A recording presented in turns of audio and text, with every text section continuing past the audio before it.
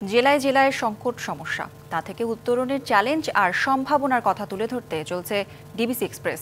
বিশেষ এই আয়োজনে মতামত থাকছে তৃণমূল থেকে শুরু করে নীতি নির্ধারকদের। ডিবিসি এক্সপ্রেস আজ সারাদিন আছে মানিকগঞ্জ জেলায়।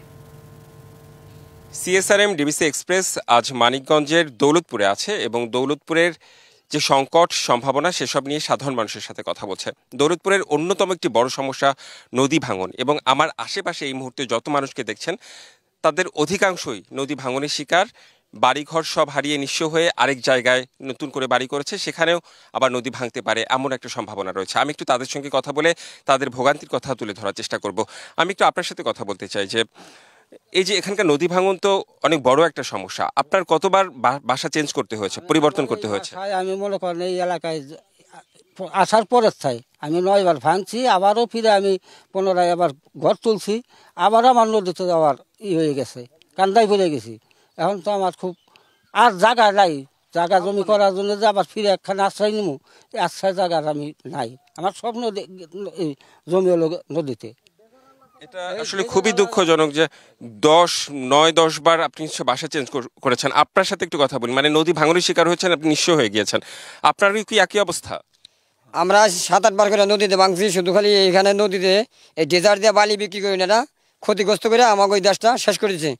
অনেক মানুষের বাড়িঘর নাই, বড় জায়গায় নিচ্ছে, তাও আবার ফেরো ভেঙে যেতেছে। শুধু বালি ব্যবসায়ীকেও এই ডেজার্ট দিয়ে ভাঙার কারণে আমাকে নদীগুলি ক্ষতি হয়ে গেছে। আচ্ছা, বালু উত্তোলনের কথা বলছেন, একটু আমি আপনার সাথে কথা বলতে চাই। আপনি কি এলাকায় থাকেন? এই এলাকায় থাকি। আপনারও কি কখনো নদীতে বাসা ভেঙেছে? আমার মানব জীবনে সবই ভাঙছে, মনে করেন আগে সবেরই ভাঙছে, কিন্তু আমার 3টা ভাঙ্গা দিয়েছে, মাত্র 3 ভাঙ্গুনি আমার মানব জীবনে। আর 3টি আপনার সুখ সুবিধা আছে কি আপনার ওটা জানাশোনা আছে। এখন এখানে আছে এই দৌলতপুর ভাঙ্গার। আমি 3 ভাঙ্গার মানুষ। আচ্ছা, আমি একটু আরেকজনের সঙ্গে কথা বলতে চাই। আপনাদের আশা কি এখন? আমাদের আশা হলো আমাদের এই নদীটা আপনারা সংস্কার করে দিবেন, আর আমাদের দরিদ্র মানুষগুলি আছে এই যে নিঃস্ব হয়ে গেছে এদেরকে একটু নজর দিবেন। আর আমাদের যে পূর্বপুরুষ মুরব্বীরা এখান দিয়ে আসছিল সবই এই নদীতে চলে গেছে। আমাদের এই যে 8-10টা বাড়ি কিছুদিনের মধ্যে আমাকে চলে গেল। হ্যাঁ, আর সব মানুষ ঘর দিয়ে নিয়ে দেন কোথায় কোথায় যাইতেছে। এই সমাজটাই আমাকে শেষ হয়ে গেছে। আমার এই জন্মস্থান জায়গা, আমার এই জায়গাটাই। আমি বেশ কয়েকজনের সঙ্গে কথা বলছিলাম এখানে, যারা নদী ভাঙনের শিকার, অর্থাৎ যাদের আসলে পুড়ে গেলে হয়তো জায়গাটা থেকে যায়, কিন্তু নদী ভেঙে গেলে আসলে জায়গাটাও থাকে না, একদম নিঃস্ব হয়ে যায় মানুষ।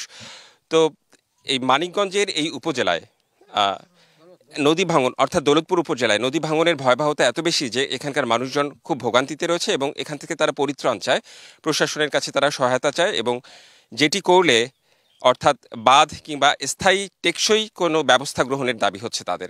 ডিবিসি এক্সপ্রেস আজ সারাদিন এই দৌলতপুর থানায় আছে এবং এখানকার মানুষজনের সবকিছু তুলে ধরবে।